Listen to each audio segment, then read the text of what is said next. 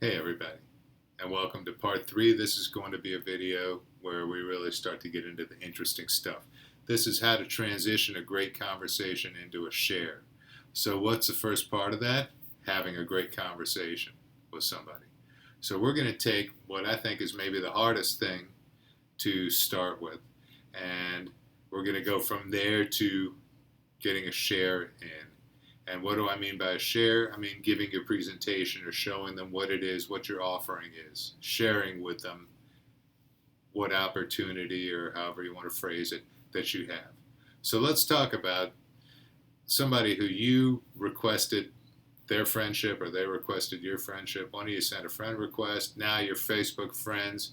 Maybe you have some mutual friends, but you do not know each other. You've never met. All you know is your Facebook friends, and that just happened. Or that happened 6 months ago, but you've never communicated with them.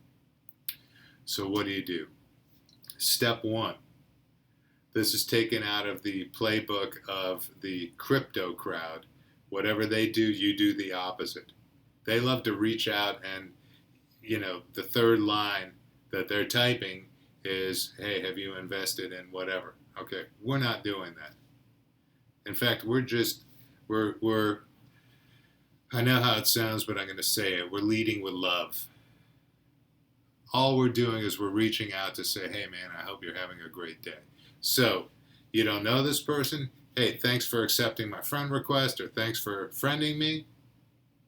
Just wanted to reach out and say hi. This is a Facebook message. And it's nice to meet you. You can put the meet in double quotes if you want to.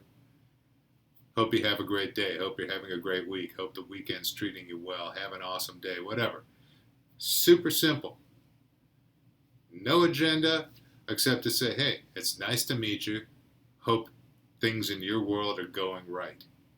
You phrase it the way that it suits you, okay? But don't get super verbose like I tend to do. I keep it very controlled and short. Okay, that's it. Now, I want to have a word with you about something that's pretty important. You send out, let's say, 10 of these a day because you need to consistently reach out to strangers. You need to consistently be adding to your contact list. And Facebook's a great place to do it, by the way, because you get friend requests all the time once you hit a certain number of friends. People see that you're friends with somebody else and they send you friend requests. And in my opinion, it's always better to accept than to send them out a friend request. Just because, hey, I didn't approach you, you approached me, but I'm a nice guy. Let's see if I can help you. So, now you've got this person, and you sent them times 10 people this thing saying, hey, nice to meet you, hope you have a great day. And 7 of them don't even respond to you. And your brain works against you to try to protect you. It's making up stories. This guy's an idiot. What an ass. Whatever. You've got these negative thoughts. Let's face some realities. People are busy. At that time that your message came in, it wasn't convenient, and forgive me for saying you're not at the top of their mind. All right, the dog peed on the baby and that takes precedence. Or something was happening and they didn't remember you, and they're not going to remember you until you reach out to them again. They thought it was nice. How could they think that it's anything but nice? You didn't do anything that implies you have some kind of agenda. And what is your agenda? That you want to deepen a relationship with them? That's not a crime. There's nothing wrong with that, and people are starving for human interaction post 2020. So there is nothing wrong with that. And the reason you didn't hear from 7 of them is because you didn't hear from 7 of them. So you need to deal with that. It's not a rejection. That's the point I'm trying to make. But the other 3, one of them is going to say, hey, thanks a lot. You really made my day. I promise you that is going to happen now and then. I don't know what the exact statistics are. I'm just saying one of them. And a couple of them are going to say, hey, it's nice to meet you too. Hope you're having a great day. Blah, blah, blah, blah, blah. And then you have the opening to have a conversation, and you've got to figure out, where do I go from there? Because they're trying to close it out. They're saying, nice to meet you too, have a great day too, cool. The conversation could end there, but are you going to let it, or are you going to pursue it? The answer is you're going to pursue it, because you're going to turn this person into at least an advocate for you, because you're going to make a friend. And here is how you make a friend. It starts with a great conversation. So how do you have a great conversation? That's what we're going to talk about. I'm going to use an acronym called FORM, F-O-R-M. It stands for family, occupation, recreation, motivation. So let me talk to you a little bit about what each of those is. Family, pretty obvious. People love talking about their family.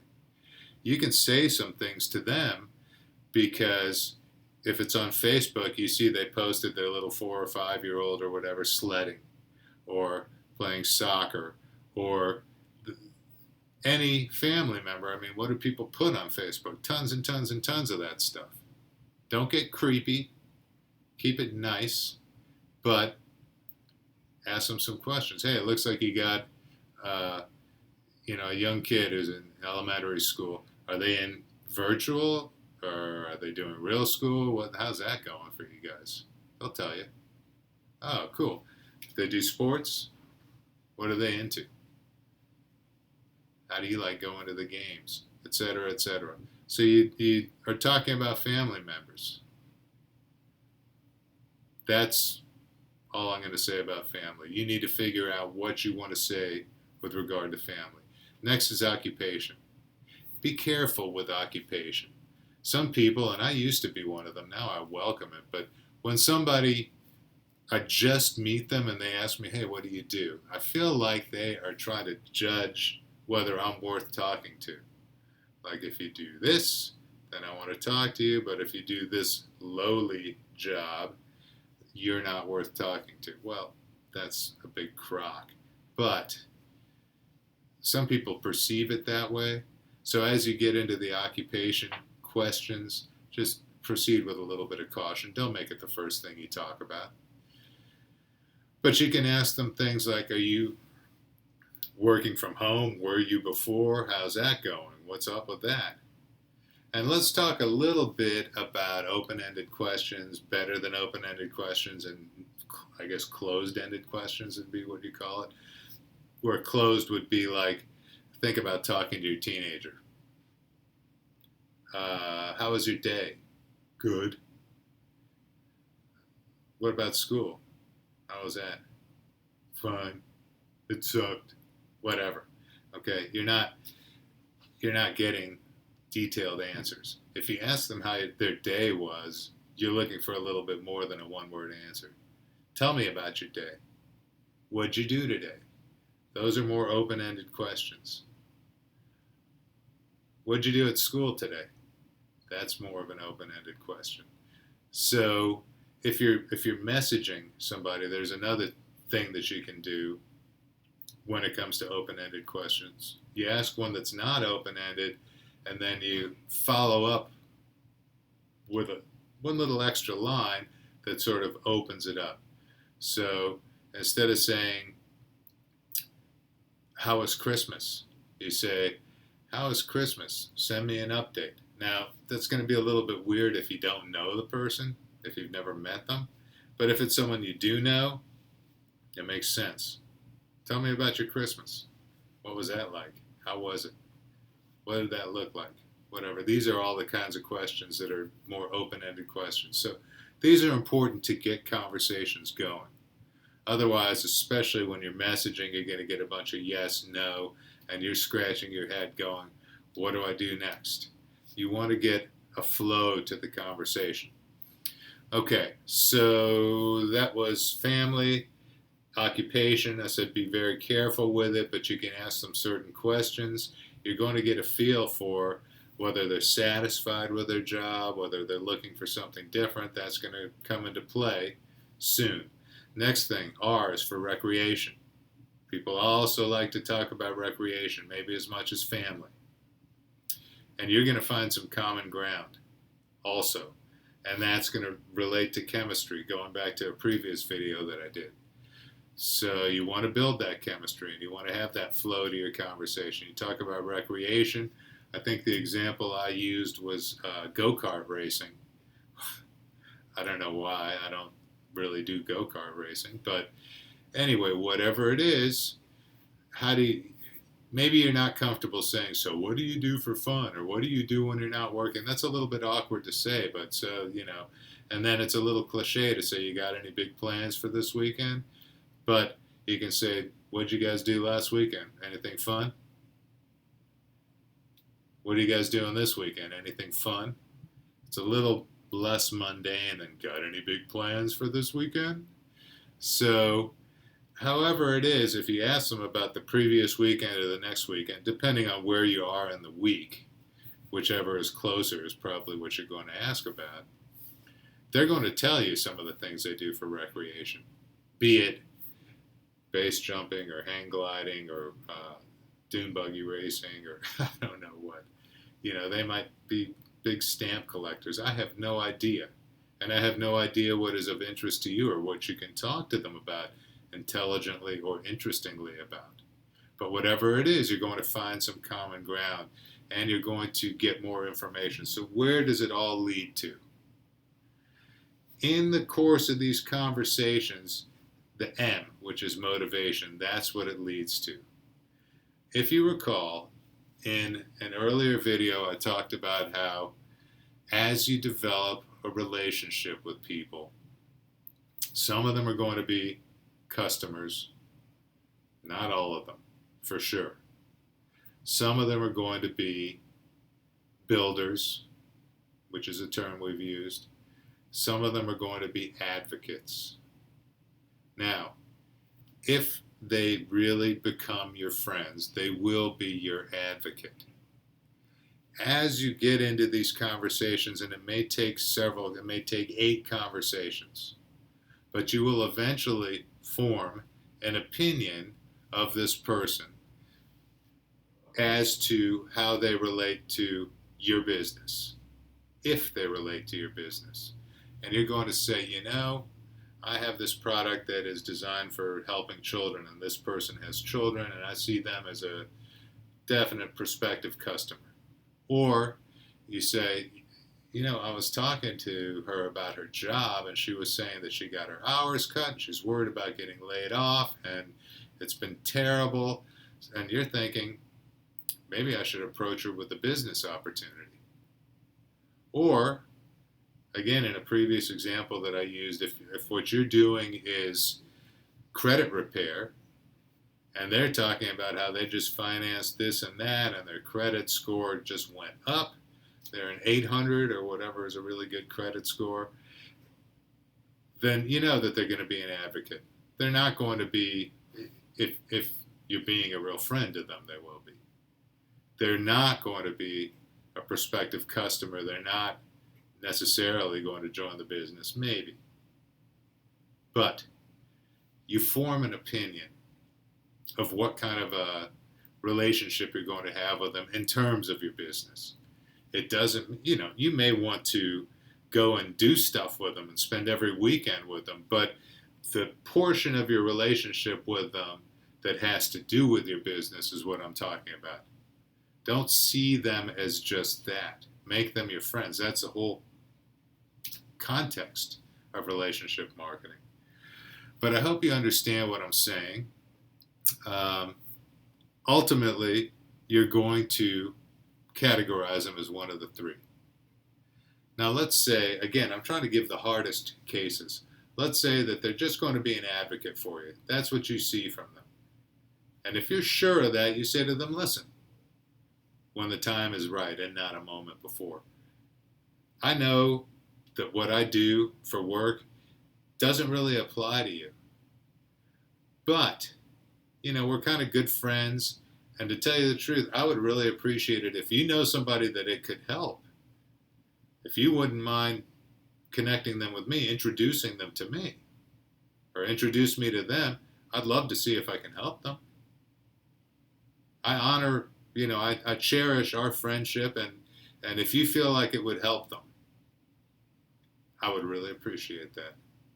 In fact, I can show you what I do. I can give you a presentation. I'm not saying that this is for you. I'm pretty convinced that it isn't. Now, obviously, you're not going to say that to a prospective customer or business builder, although you could, and sometimes I've been wrong. But anyway, that's the idea of how to give them a presentation. You want to at least let them know what you know. You may have a different presentation that you give them. You may say, listen, let me give you the broad view from 10,000 feet. I want you to know what I do because I know it doesn't apply to you, but I would bet anything that you know people this applies to. So these are the things that you do to start with a stranger or a friend and move on to having a great conversation. And from there, what you do is you turn it into a share, but only when the time is right. Don't rush it. Have 8 conversations if you have to before you do a share. At some point, you'll know when the time is right, where they say something and you say, man, I have got to share something with you right now or tomorrow, or let's schedule a Zoom or a phone call or a meeting in person, whatever. You're going to feel it. Don't strain. It's going to come to you. Last thing I want to tell you about burning bridges. I'm going to give you at some point soon a script, an apology script, or you can make one up yourself. It goes something like this. You reached out to somebody you barely know and you're like, hey man, by the way, if you want to buy widgets, I got the best ones in town and they're the best prices and they're the best quality and I can get you a deal. Check out my link. And they didn't respond. Because why would they? You don't even know them. And so, did you burn that bridge? Kind of. Yeah, you did. But you can follow up with them. And you can say, listen, there's something that's been on my mind, something that's been bothering me. I wanted to apologize to you. I reached out to you and I jumped at you with this opportunity that, I'm not saying I wouldn't be delighted to work with you, but that's not the purpose of this. I want to actually apologize. I was a little bit overzealous. I was new. I was excited. And to me, having a good relationship with you is much more important than you being a customer or anything that I have to offer. So I hope that you'll accept my apology. Now, you can word it a little bit differently, but you need to tell them that you value your relationship more than the prospect of them becoming a customer or a business partner or whatever you pitch them, and that you're sorry if you came on too strong. And they're usually going to say, man, it's all good. They didn't respond, and now I bet they're going to respond to you. Not always, but you have to see. You're not going to do perfectly in any of this stuff, but you're going to do pretty well if you follow these instructions. I'm not saying because I'm the expert, but I'm saying this is proven. I didn't make all this stuff up. I'm following a certain playbook. I'm recommending that you follow that same playbook. That's it for this video, and I hope you have a great day.